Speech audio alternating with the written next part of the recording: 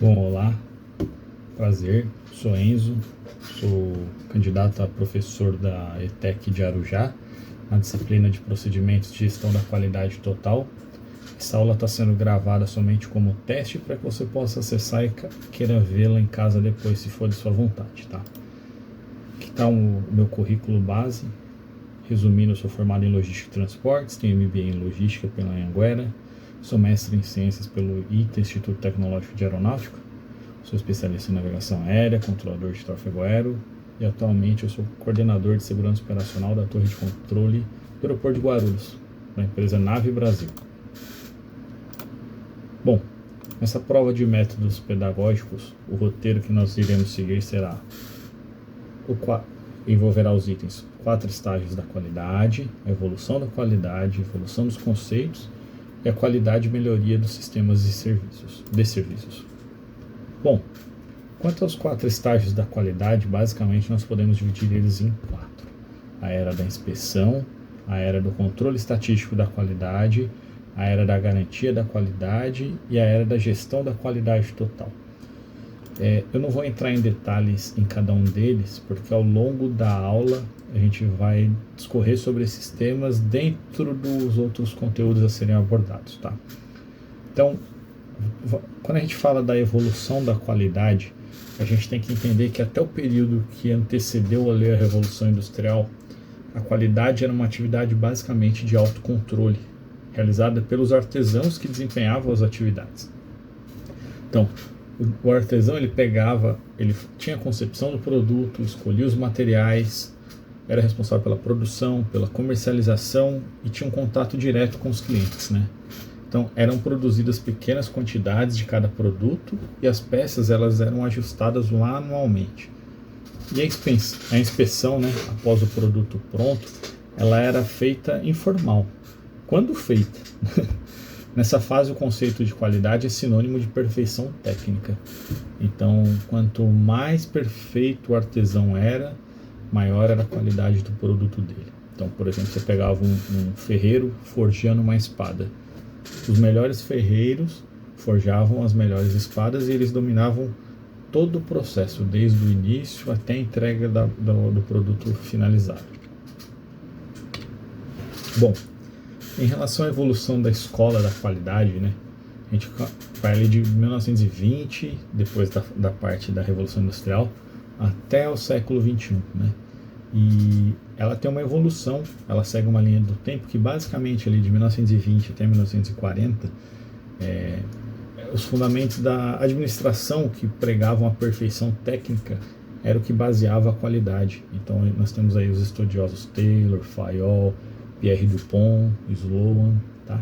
Então eles pregavam ali a linha de montagem, controle estatístico de qualidade assim de modo bem simplório. Nos anos 40 ali teve o advento da Segunda Guerra Mundial. Depois de 50 até o século 21, aí começaram a surgir realmente a administração e engenharia da qualidade voltada à satisfação do cliente, né? Então começaram a surgir os gurus da qualidade, Deming, Feigenbaum, o Juran, Ishikawa, tá? Entre outros. A gente vai falar deles ao longo da aula. Então lá em 1920, basicamente a qualidade trabalhava na produção em massa, né? E era um inspetor que era responsável por esse tipo de qualidade. A inspeção ela pregava ali, inspecionava 100% do produto produzido, né? E aí com isso surgiu um departamento de controle de qualidade, tá? E a responsabilidade desse departamento de controle de qualidade era única e exclusivamente separar o que era inadequado do que era adequado, tá? Era uma atuação corretiva, tá?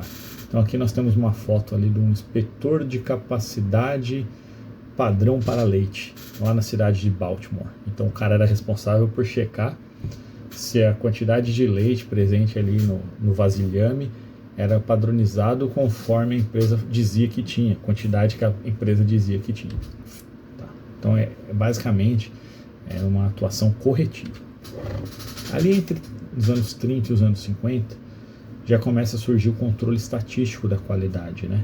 Então surge o Shellhart, que também é um guru da qualidade, que começa a falar sobre o controle de processo. Então ele estabelece ali aquele gráfico, que ele é mundialmente famoso, onde a gente pode evidenciar ali os pontos e os desvios em relação a padrões determinados. Então essa linha do meio é a linha média, né? Limite médio, que é ali onde o produto tem que estar dentro daquela linha ali, desviando um pouco para cima, um pouco para baixo, para ser considerado conforme. Aquela linha superior, o LSC, é o limite superior de controle. Então até aquela linha o produto pode ser entregue, que não vai gerar nenhum impacto na qualidade final dele. Se extrapola, pode ver que tem pontos vermelhos, indicam que o produto não está com a qualidade de acordo com o previsto. E a mesma coisa funciona para o limite inferior de controle, que é o LC. Então, se o produto fica ali abaixo desse limite inferior de controle, ele já é considerado não conforme. Tá? Então, quem desenvolveu essa técnica foi o Shellhart, né? Ele começou uma tendência de controle preventivo, ainda não era, mas era uma tendência. Então, prever a qualidade antes do produto ser produzido, né? E aí também teve o Dodge e o Roman, que eles trabalharam com técnicas de inspeção por amostragem, e não inspecionar todos os produtos produzidos, mas pegar parcela deles, que possivelmente pela estatística, como já se é conhecido, ela é responsável por toda a linha de produção, ou então por todo um lote de produção. Tá? E o enfoque era mais corretivo, então substituiu-se a inspeção 100%. Tá? Bom, nos anos 40, né, começou a ter a difusão do controle estatístico de qualidade, principalmente pelo advento da Segunda Guerra Mundial. Então, os Estados Unidos eles começaram a determinar ali procedimentos científicos de inspeção e de treinamento. Então, o que são esses procedimentos científicos de inspeção e treinamento? Linha de produção de bomba, linha de produção de munição, de armamento, de uniforme, de capacete, de todos os equipamentos utilizados em guerra. Imagina ali o soldado está lá no meio do combate e de repente ele vai dar um tiro e trava a arma dele. Ou então a munição não vem preenchida com pólvora. Então ela não tem explosão e a munição fica entalada na arma do combatente. Então isso é uma coisa que não pode acontecer. Então os Estados Unidos começou a utilizar a qualidade com fins bélicos justamente para ter vantagem no combate. Para a arma dele, quanto menos problema der, mais inimigo ele consegue combater. E se o inimigo não tem o mesmo padrão de qualidade que você, ele já leva uma desvantagem antes mesmo de entrar no combate, né? Então, aqui a gente tem um GIF, uma imagem aqui animada das mulheres que, se você pegar qualquer um desses filmes de Segunda Guerra Mundial, a gente vê que não tiveram tantas mulheres combatentes. Tiveram uma ou outra ali, mas elas eram principalmente empenhadas nos serviços médicos, serviços de enfermagem, mas no combate em si não tinha. Mas na produção bélica, na produção de motores, de aviões, de tudo que está relacionado com a guerra, elas estavam ali como mão de obra presente e efetiva, e elas trabalhavam com padrões de qualidade elevados e seguindo esses controles estatísticos estabelecidos. Bom, nos anos 50, a ideia já pelos estudiosos da qualidade naquela época era de identificar e reduzir as causas de variações nos processos. E o Deming, que foi um guru da qualidade também, ele instituiu ali, foi um dos criadores do ciclo PDCA, que nada mais é do que o Plan, o Do, o Check e o Act. O planejar, o fazer, o verificar e o agir. Tá? Numa aula mais dedicada ao Deming, eu vou explicar melhor o que é o ciclo PDCA, como ele se desenvolve, para que serve, e como a gente pode aplicar ele em linhas de produção, em processos produtivos, em serviços, mesmo na nossa vida, tá? Mas não vai ser o caso dessa aula de hoje, que é só introdutória. Nos anos 50 surgiu o Juran, que ele pregava a qualidade como satisfação das necessidades do cliente e trilogia da qualidade. Então a trilogia da qualidade do Juran basicamente era o planejamento da qualidade, o controle da qualidade e o aprimoramento da qualidade. Então, se cria um processo capaz de atender a determinadas metas da qualidade demandada pela organização em condições normais de operação. Então, num dia normal, com matéria-prima normal, com a quantidade de funcionários normais, eu consigo produzir uma quantidade de produtos com qualidade normal naquele padrão. Tá? O controle da qualidade ele controla o nível de perdas inerentes do processo de produção. Então, se eu produzo ali 100 produtos e tenho perda de 5, ele vai controlar esse nível, ele vai conseguir ele regular, eu estou tendo 5% de perda, se eu trocar essa matéria-prima eu vou ter 3%, se eu fizer um treinamento para os meus funcionários eu vou ter 4%. Então regular é um ajuste fino ali das perdas baseado na qualidade. E o aprimoramento da qualidade nada mais é do que pegar esse planejamento e esse controle e juntos servir de base de estudos para se aprimorar, para se desenvolver mais essa qualidade empregada no processo produtivo. Bom, e nos anos 50 também, a qualidade ela foi introduzida lá no Japão. A gente fala, poxa, mas os japoneses têm fama, né, de sempre trabalharem com bastante qualidade, realmente. Mas os grandes estudiosos, principalmente o Juran e o Deming, em 54 eles levaram o controle estatístico de processo lá para o Japão. E um grande estudioso japonês que captou essas ideias e passou a implementá-las nas indústrias japonesas foi o Ishikawa. Ele começou um movimento de qualidade no Japão. O que acontece? Pós-Segunda Guerra, o Japão estava destruído, as indústrias não podiam ter perda, então era pouca matéria-prima. Se você perde ainda no processo produtivo, a probabilidade de você ter um prejuízo é muito grande. Então os produtos tinham que ser entregues com um alto nível de qualidade para o cliente fidelizar e comprar sempre para alimentar a sua indústria e garantir a sua sobrevivência no mercado. Então o Ishikawa ele comprou essas ideias, digamos, do Deming e do Juran e passou a implementar de um modo muito completo, muito eficiente no Japão. Então, ele é basicamente o criador do diagrama espinha de peixe, o Kaoru Ishikawa, que também é conhecido como diagrama de causa e efeito, ou 6Ms, né? Basicamente, ele analisa 6 fatores para ver, dentre esses 6 fatores, o que está ocasionando determinado efeito na empresa, no processo produtivo, no serviço prestado. E esses 6 M's são matéria-prima, mão de obra, máquina, medição, método e meio ambiente. A partir do momento que você mapeia dentro desses 6 M's cada uma dessas classificações e consegue ver como ela impacta no efeito produtivo, você consegue determinar as causas e melhorar o processo de qualidade do seu produto.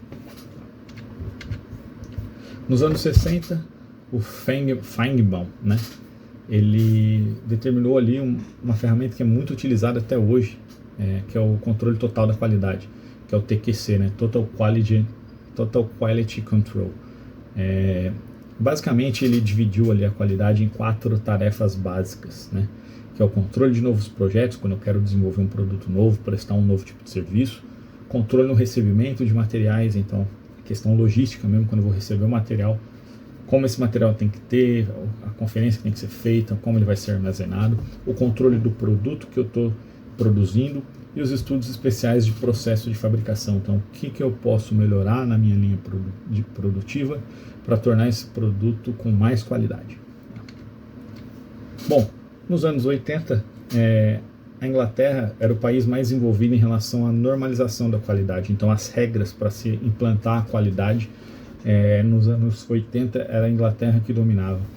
E eles tinham ali o BS 5750, que era um British Standard on Quality Systems, basicamente uma precursora da ISO. Tá? Os britânicos sempre foram muito meticulosos e tinham esses padrões desenvolvidos, né?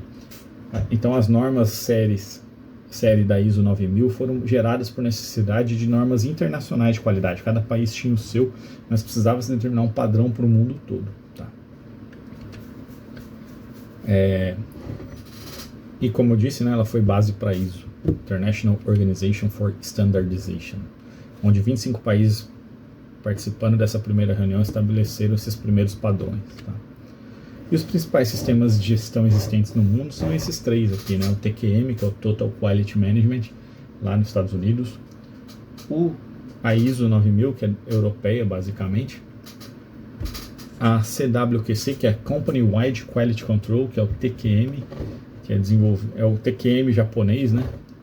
Onde ele trabalha com controle de qualidade num sentido amplo de toda a companhia, desde da pessoa que está trabalhando na limpeza até o gerente, o diretor. Tá?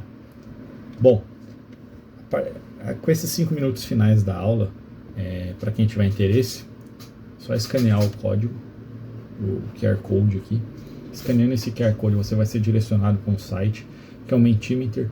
Quando tiver todos os alunos presentes, eu vou iniciar um questionário, que é como se fosse um quiz dinâmico gerando uma gamificação do conteúdo que eu disseminei aqui durante essa aula. Para você que está assistindo essa aula aqui no YouTube, possivelmente você não vai conseguir fazer porque eu tenho que estar controlando e passando os slides. Mas durante você que vai ser meu aluno ou o professor que vai participar da banca durante a minha apresentação para se tornar professor da ETEC, vocês terão a oportunidade de participar nesse método, tá? É um processo muito interessante. Bom, as referências utilizadas para a criação dessa aula, né, foi o livro do Renato Nogueira, esse livro aqui da Qualidade, Gestão e Métodos, e esse livro da USP, Gestão da Qualidade, Conceitos e Ferramentas. São 3 livros que eu recomendo muito. Você consegue achar na internet, quem tiver interesse, e tem muito conteúdo relacionado à qualidade. Se alguém tiver alguma dúvida, se você estiver assistindo essa aula ao vivo, me pergunte, vai ser um prazer responder. Se eu não souber responder na hora, eu vou pesquisar e depois responder. Se você estiver assistindo essa aula no YouTube, só deixar nos comentários. E não se esqueça de se inscrever no canal, deixar aquela curtida, prestigiar o professor, que a curtida de vocês, a inscrição de vocês, comentário, só faz o algoritmo do YouTube processar mais e o meu canal ser exibido mais, e com isso eu consegui obter um crescimento, tá bom? Muito obrigado pela atenção. Tá aqui o QR Code para quem quiser se inscrever direto no meu canal do YouTube. Aqui é o logo do canal e vai ser um prazer te ter aqui, tá bom? Até mais, uma excelente semana, excelente final de semana e bons estudos. Até mais.